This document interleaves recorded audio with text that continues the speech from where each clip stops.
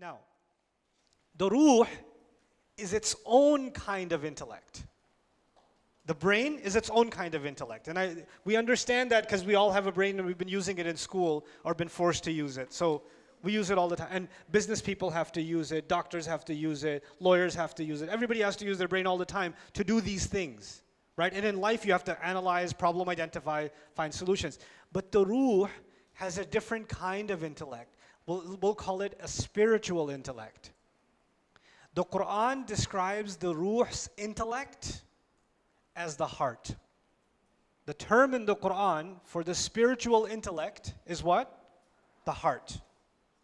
So when people don't use their spiritual intellect, Allah says, لَهُمْ قُلُوبٌ لَا يَفْقَهُونَ بِهَا. They have hearts they don't understand with them. Listen to this. They have hearts they don't understand with them. And someone who doesn't understand the difference between alam al-amr and alam al-khalq comes to me and says, Ustad, how come it says the heart thinks?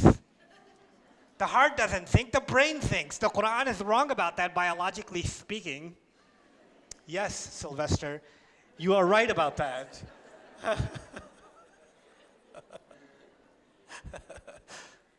The reason for that is the Quran is not talking about the physical heart. It's talking about the spiritual intellect. And what word did Allah give to the spiritual intellect? Qalb. He gave it the meaning, the qalb. And when people stop using their spiritual intellect, He says their hearts have become hard. Or He says their hearts are covered, they're not using them. Or their hearts are even dead. He even says, إِنَّ فِي ذَلِكَ لَذِكْرَ لِمَنْ كَانَ لَهُ قَلْبٌ. In this Quran, there's a real reminder for someone who actually has a heart. You could be like, but Ustad, everybody has a heart. Yeah, but some people have abandoned their spiritual intellect. They've abandoned their other heart. They're only using this one, not this one. You understand? Okay. Now, it's analyzing. The spiritual heart is also analyzing. But it's not analyzing for food, and it's not analyzing for shelter or clothing or more money. It's not analyzing for that. It's analyzing to fill some other kind of void. Because the physical body gets hungry, the physical body gets thirsty, the physical body has physical, sexual urges, the physical body wants to preserve itself, safety. Those are all needs of the physical body and the physical mind. But the spiritual heart is looking for spiritual food. So you're going to go have the best food with your friends, and you had a great time, but you're feeling an emptiness inside. And that's because your spiritual intellect is analyzing and saying, I didn't find what I was looking for. And then I'm going to go somewhere else and find it. And then I'm going to try to find it somewhere else and find it somewhere else. You guys should look up Abdullah Rothman if you don't know who that is. Abdullah Rothman, R-O-T-H-M-A-N. One of the most amazing human beings on this planet, by the way. So his story, listen to his story. I'll tell you a brief synopsis of his story. He comes from a family of, great psychologists and pioneers in psychology. And he became interested in the question of what is the soul. He just became interested in that question. What is it? And he's a white guy. And he doesn't come from a religious background at all. And he wants to understand the soul. So he says, okay, I'm going to look at psychology last.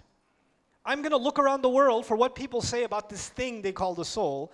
So he spends time in a Hindu temple, living with a pandit, dressing like them, eating like them, like the whole 9 yards for a while, a year or more. Then he goes to some shaman in Jamaica and lives in the woods and fishes with a spear and lives among them. Then he spends time in like a Jewish seminary, and he spends time in the church, and he all over. Like, he didn't just go study this stuff. He wanted to get into their spiritual practices, their culture, wanted to understand it from the inside. And he was kind of all done with everything, and he came back to do his master's in psychology.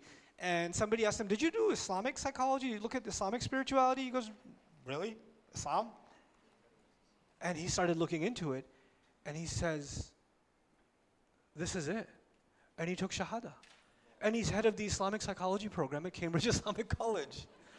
He studied under a sheikh in Sudan. He got married in Sudan.